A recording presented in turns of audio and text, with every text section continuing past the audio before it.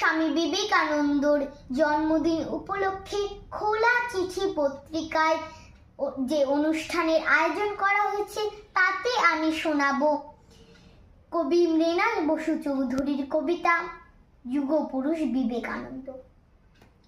কেউ ডাকতো বীরেশ্বর, কেউ বা ডাকে বিলে, দুরন্ত আর দুষিপনায় ব্যস্ত সবাই মিলে।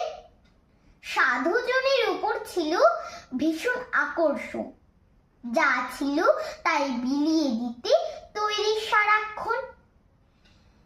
একরোখা এই মিষ্টি ছেলের রাগও ছিল খুব, শিব নামটি জপ করলেই ধ্যানে দিতেন ডুব। বড় হয়ে সেই ছেলেটি বিশ্ববাসীর মাঝে ভারত মাতার বর্ণালী রূপ দেখান নানান সাজে। শিখিয়েছিলেন দেবতা নয়, দরিদ্রদের সেবা, জীবপ্রেমের পবিত্র পাঠ শিখিয়েছিলেন কে বা, সবার উপর মানুষ সত্য, এই ছিল তার বাণী। যোগপুরুষ মানুষটিকে মনের মানুষ মানি। নমস্কার।